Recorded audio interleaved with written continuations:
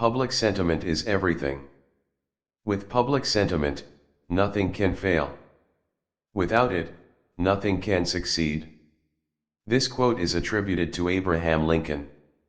It emphasizes the significance of public opinion in the success or failure of any endeavor. It highlights that public support and sentiment are crucial for achieving goals and making things work effectively in society.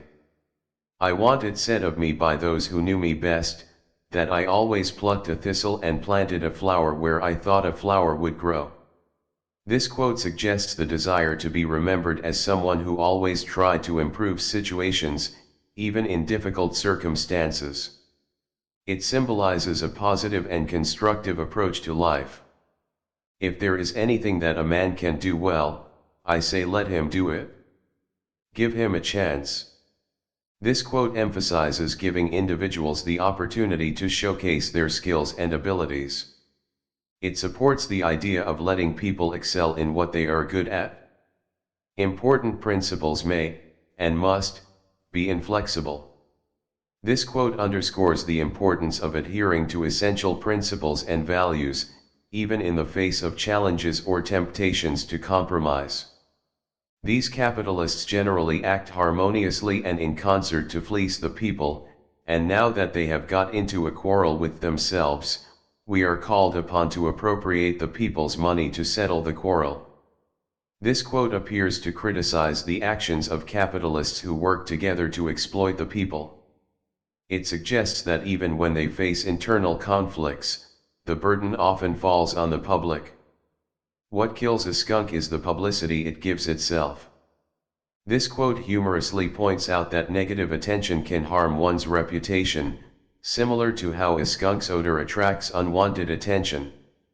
I don't know who my grandfather was, I am much more concerned to know what his grandson will be. This quote reflects a focus on one's own actions and character rather than relying solely on their family's reputation or history. Tact is the ability to describe others as they see themselves.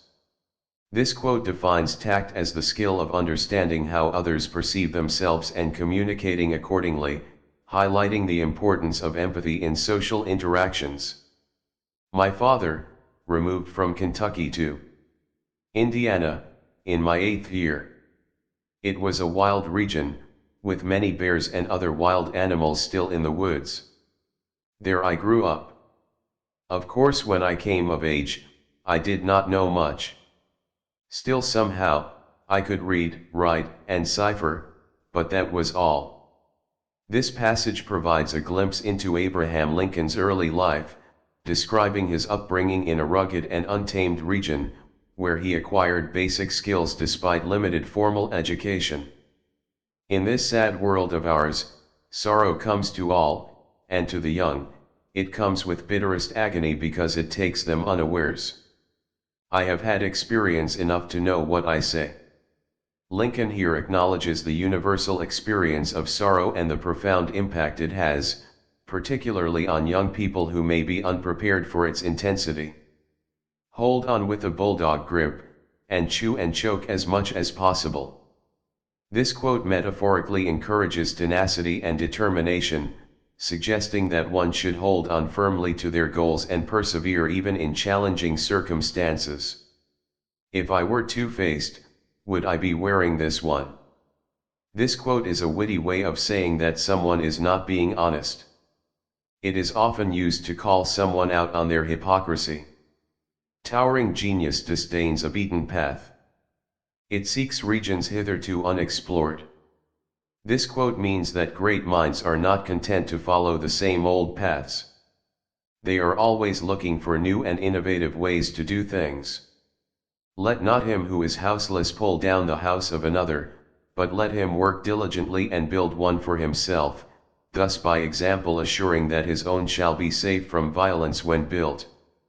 This quote is about the importance of self-reliance. It suggests that we should not try to tear down others in order to improve our own situation. Instead, we should work hard to build our own lives up. The dogmas of the quiet past are inadequate to the stormy present. The occasion is piled high with difficulty, and we must rise with the occasion. As our case is new, so we must think anew and act anew. This quote is about the need for change.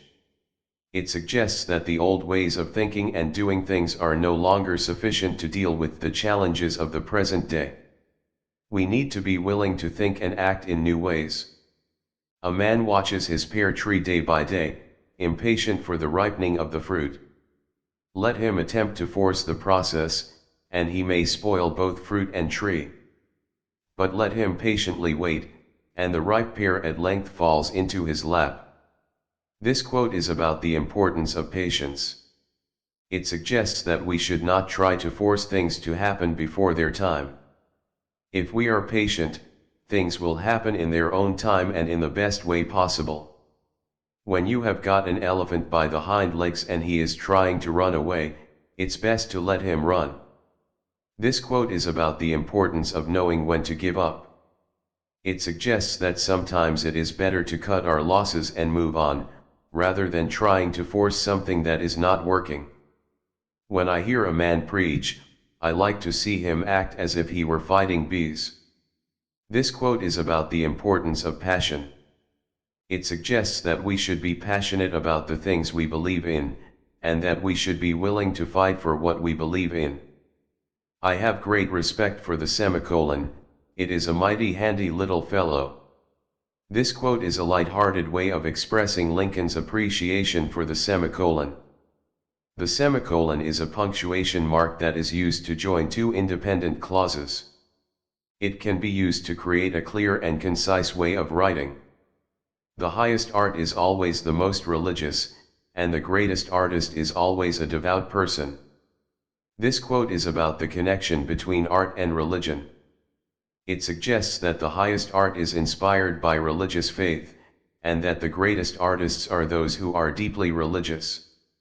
Whenever I hear anyone arguing for slavery, I feel a strong impulse to see it tried on him personally. This quote is a powerful statement of Lincoln's opposition to slavery. He believed that slavery was a moral evil, and he was willing to fight against it, even if it meant putting himself in danger. My paramount object in this struggle is to save the Union, and is not either to save or to destroy slavery. If I could save the Union without freeing any slave, I would do it, and if I could save it by freeing some and leaving others alone, I would also do that. This quote is from Abraham Lincoln's first inaugural address, in which he outlined his goals for the Civil War. He made it clear that his primary goal was to preserve the Union, and that he was willing to do whatever it took to achieve that goal, even if it meant not freeing any slaves. I pass my life in preventing the storm from blowing down the tent, and I drive in the pegs as fast as they are pulled up. This quote is from a letter that Lincoln wrote to his friend Joshua Speed. It is a metaphor for the challenges of preserving the Union. Lincoln saw himself as someone who was constantly working to keep the Union together, even as the forces of disunion were trying to tear it apart. Ballots are the rightful and peaceful successors to bullets. This quote is from Lincoln's second inaugural address. It is a statement of his belief that the best way to resolve conflict is through peaceful means, such as voting and elections.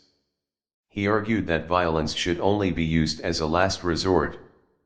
Common-looking people are the best in the world, that is the reason the Lord makes so many of them. This quote is from a speech that Lincoln gave in 1858. It is a statement of Lincoln's belief in the importance of ordinary people. He argued that the common people are the backbone of the country, and that they should be given a voice in government. We here highly resolve that these dead shall not have died in vain, that this nation, under God, shall have a new birth of freedom, and that government of the people, by the people, for the people, shall not perish from the earth. This quote is from Lincoln's Gettysburg Address. It is a call to action for all Americans to work together to preserve the Union and create a more perfect Union. Lincoln argued that the Civil War was a fight for the principles of democracy and freedom, and that the sacrifices of the soldiers who died in the war should not be in vain. The time comes upon every public man when it is best for him to keep his lips closed. This quote is from a letter that Lincoln wrote to his friend Thurlow Weed. It is a statement of Lincoln's belief that it is sometimes better to say nothing than to say something that could be misinterpreted or harmful. There is no grievance that is a fit object of redress by mob law. This quote is from Lincoln's first inaugural address. It is a statement of Lincoln's belief that violence is never the answer to injustice. He argued that mob violence is wrong, and that it only serves to make things worse. If once you forfeit the confidence of your fellow citizens, you can never regain their respect and esteem. This quote is from a letter that Lincoln wrote to his friend William Herndon. It is a statement of Lincoln's belief in the importance of trust and respect in public life. He argued that once you lose the trust of the people, it is very difficult to get it back. When I am getting ready to reason with a man, I spend 1/3 of my time thinking about myself and what I am going to say, and 2/3 about him and what he is going to say. This quote is from a letter that Lincoln wrote to his friend Joshua Speed. It is a statement of Lincoln's belief in the importance of listening to others. He argued that the best way to understand someone is to try to see things from their perspective.